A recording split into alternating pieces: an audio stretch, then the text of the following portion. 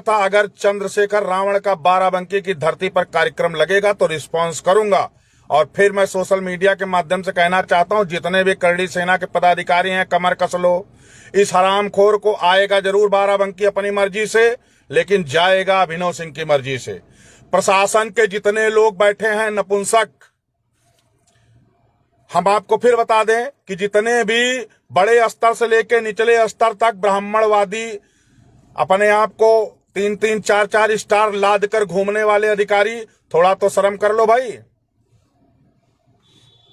UGC के मुद्दे पर जो आज ठाकुर ब्राह्मण बनिया लाला विरोध कर रहे हैं, उनके साथ तुम जानवरों जैसा सलूक कर रहे हो, थोड़ी तो शर्म आनी चाहिए। कि इतना लूट के धर लोगे, 4-5 पीढ़ी चल जाएगा तुम्हारा। अपनी नस्लों के साथ खिलवाड़ मत करिए। आप लोग बिल्कुल कमर कस लीजिए यूजीसी के मुद्दे पर। और दूसरा मुद्दा, चंद्रशेखर रावण को बाराबंकी के धरती पर अभिनव सिंह आने नहीं देगा। अगर रावण आएगा तो उसके साथ घटना घटेगी, चाहे जैसे घटे। इसका जिम्मेदार बाराबंकी प्रशासन होगा, क्योंकि आप लोगों को बड़ा शौक है हाउस अरेस्ट करने का। यह काम पहले भी किया जाता था मुगलों के द्वारा। कब तक सरकार की बजाइएगा आप? कुर्सी आपको आपकी मेहनत से मिली है, भाजपा ने बपौती नहीं दे दी आपको। ये 2 तेली जो बैठे हैं गद्दी पे ना, 2 तेली बड़े बड़े, ये खा जाएंगे भाजपा को। वो खा गए। अब भाजपा सत्ता में नहीं आने, अपने दिमाग से भ्रम निकाल दीजिए। और अभी मैं चंद्रशेखर रावण के मुद्दे से बाहर निकलूं तो कुछ भाजपा के नेताओं को कहना चाहता हूं, भैया सामने मत आइए। देखिए, विरोध पार्टी का भी होगा, विरोध तुम्हारा भी होगा। तुम गोली लेकर मुहिम चूसो, अभिनव सिंह ना चूसी हैं। मान सम्मान स्वाभिमान के लिए हमारे पुरखों ने जान दी है, हम लोग भी देंगे। सवर्णों के साथ धोखा नहीं होने देगा करड़ी सेना जब तक जिंदा है।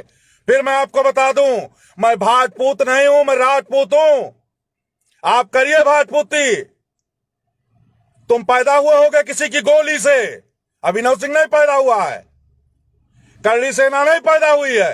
करड़ी सेना ही विरोध कर रही है। तुम तो अपने अपने विधायकों की गोली चूसने में बिजी हो। मेरी बातें तुम्हारे गुर्दे में लगेंगी, दलाल साले। दलालों का काम करड़ी सेना नहीं करती। जिनका जमीर जिंदा है, यूजीसी पे विरोध करो, वरना अब निरोध लगाओ। अब बच्चे मत पैदा करो, तुम बाप नहीं बन जाओगे। अब तुम बाप बनोगे तो अपने बच्चे को गाली दे रहे हो। मैं तमाम नेताओं को देख रहा हूं, सिर्फ गद्दी पर बैठ के जनता के पैसे की दलाली मक्कारी करते रहो। कोई मतलब नहीं है आप लोगों का। भाजपा में रहने वाले लोगों से पूछना चाहता हूं, क्या भैया तुम्हारा जमीर मर गया? तुम्हारे बच्चे के लिए आसमान से भोजन टपकेगा, आसमान से शिक्षा आएगी? कि मोदी जी तुम्हारे लिए यूजीसी लागू नहीं किए हैं, केवल भाजपा को छोड़ के यूजीसी लागू किया गया है। अरे कितना चाटिएगा सर? मैला खाने पे उतारू हो गए हो सब लोग। मैं अगर भाजपा का 5 रुपए का सदस्य होता तो इस्तीफा अब तक प्रधानमंत्री जी और गृह मंत्री जी का पिछवाड़े में डाल दिया होता। बाढ़ में जाए पार्टी ससुर। शर्म नहीं आती है लोगों को। मेरे सामने जो भाजपा का आदमी मिलता है, मैं आज को बता दूं, मैं मन ही मन 150 गाली दे देता हूं